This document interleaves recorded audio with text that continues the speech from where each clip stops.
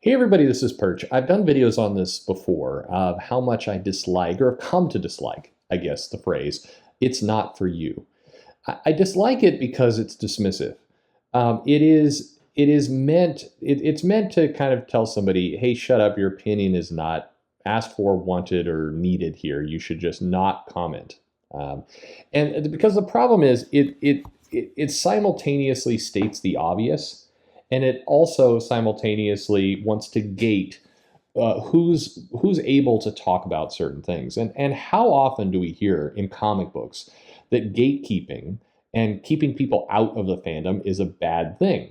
And by the way, count me as one of those people. I do think that keeping people out of the fandom is a bad thing. Let me lay some stuff on the table here. I don't like the phrase, fake geek girl or this kind of stuff because I do think it's dismissive. It basically says, hey, you haven't passed some kind of weird purity test or weird history test in order to have your opinion matter. And I think that's crap. I think that, certainly if we're having a quiz about who knows more historical knowledge, then don't go up against Joe Corallo. That's just what I'm, no, I'm, but if you're going for data, if you're going for somebody saying, hey, who are the first members of the Legion of Superheroes and who came next and what, that's not an opinion topic. There's a correct answer to that, and it's not open to subjective opinion. That's one thing. A different thing is, do you like something?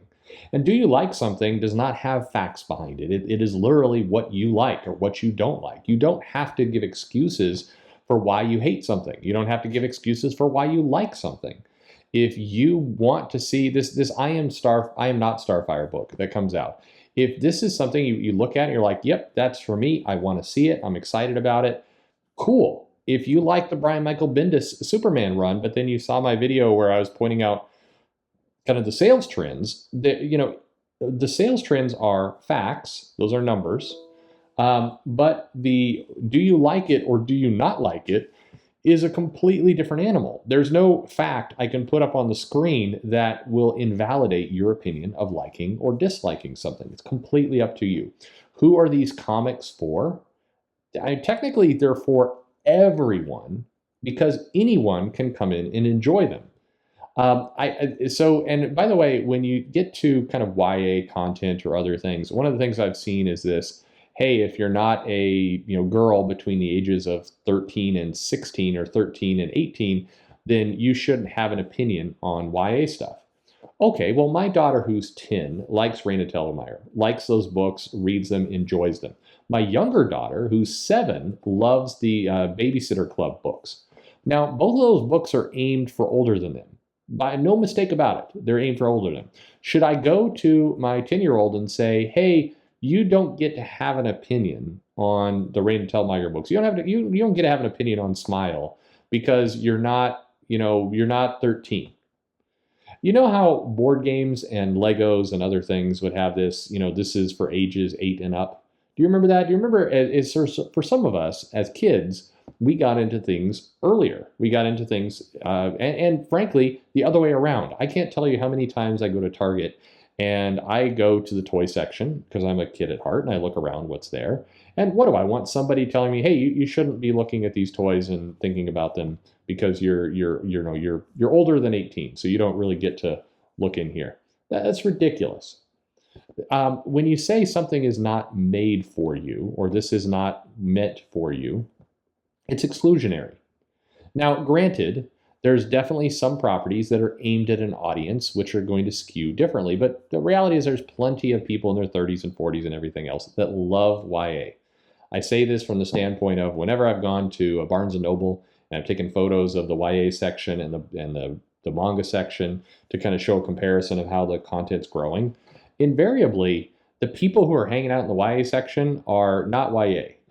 They're not young adults. They're much older than that. And that's fine. If they want to read those books, nobody is stopping them.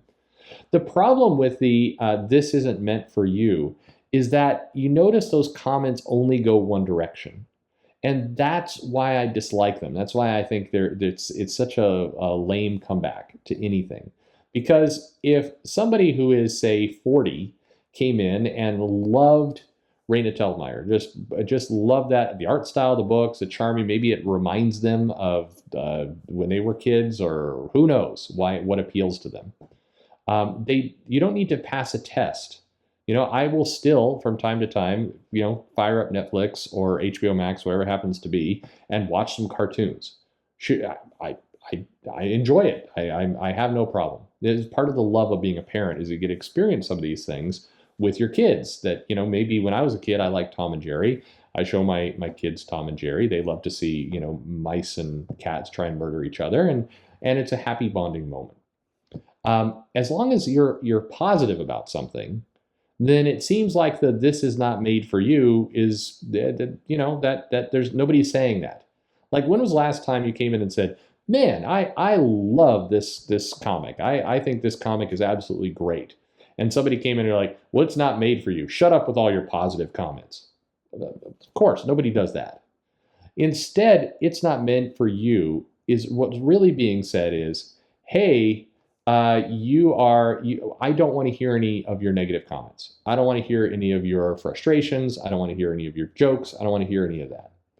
And I'm sorry, as a society of people who consume content and try and read things and view things and enjoy things, um, we're gonna make jokes. We're gonna not like that. The goal should not be to shield people from making negative comments. That's a losing battle. There's no way. We've seen now at least 4 years, longer than that, of the attempt of portraying anyone who has an opinion that we don't really like as putting them in a bubble and calling them crazy and saying, "Oh, those people don't really matter." And if there's one thing that our society, our sports, our politics, everything has clearly demonstrated to us, is just saying, "Hey, your opinion doesn't matter, you go away now," fails as a strategy. It does not work. People don't go away.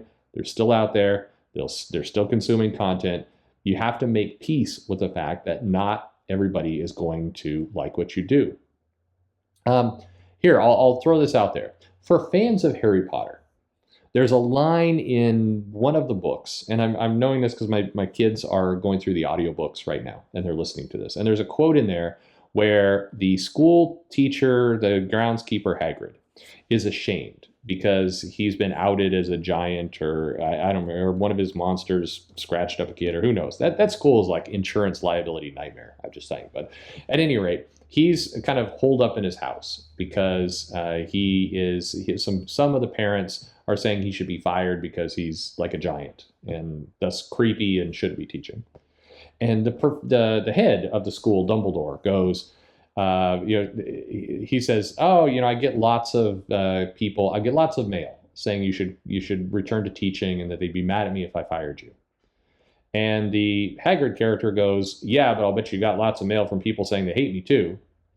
And the Dumbledore character goes, and maybe it's just the way it's written, says in a dismissive way, it's like, "My God, if you're waiting for universal approval, you're never going to leave this house." And I think that I'm paraphrasing a bit, but that quote is a sane way. This. Look at me. I'm an old white, well, not old, middle-aged white dude, and I'm referencing Harry Potter. So if that doesn't illustrate this entire point more than anything, I don't know what will. But the point is, you cannot try and shield and bubble yourself off from never seeing negative comments. It's going to exist. And as long as we start to kind of wave our hands and say things like, "This isn't meant for you," or "Go away, you can't be part of it," if any negative thing you say, we're not going to listen to. It's not something we're going to consider or acknowledge.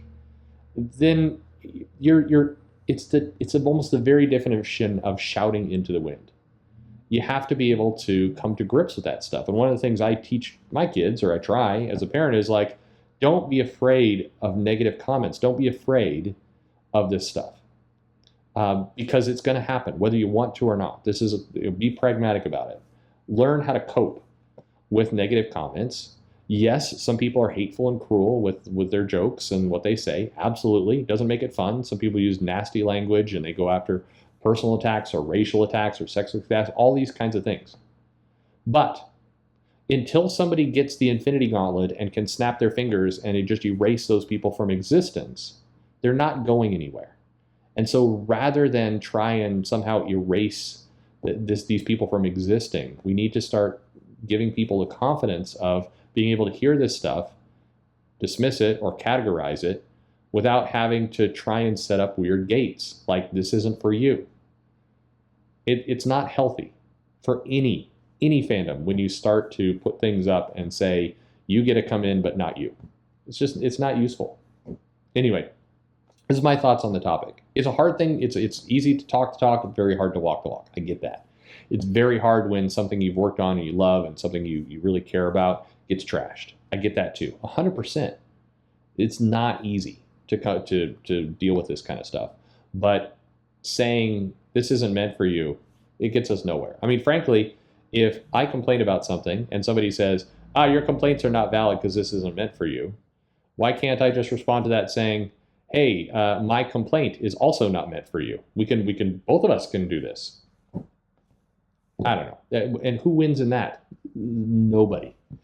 Anyway, let me know your thoughts on this whole topic. I wish, of the phrases that I'd love to see go away, and there's a large handful of them, the "it's not for you" is one of those. It to me, when I see somebody throw that out, I always, in my head, I think to myself, this person just lost a bunch of IQ points in my mind. It's just somebody who's unable to just say, yeah, okay. I mean, who's to say what? If there's anything that we've learned from different groups and different progressive movements that we've made, it's that kind of everything can be for everyone.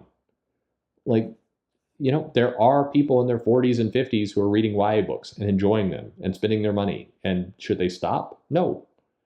There are people who are also hating on stuff that maybe is completely for them. I mean, none of this makes any sense if you really think it out. And so we're better off just try and relax and enjoy what you enjoy, and stop trying to kind of, stop making your enjoyment connected to somebody else's enjoyment. That's a case for crazy. Anyway, let me know your thoughts in the comments below. Hey, like, subscribe. Thank you for supporting the channel. And I'll say it this way. It's for you. This channel is for you. It's for all of you. Love it, hate it, disagree with 100% of what I say. Screw it. It's still for you. Thanks for listening.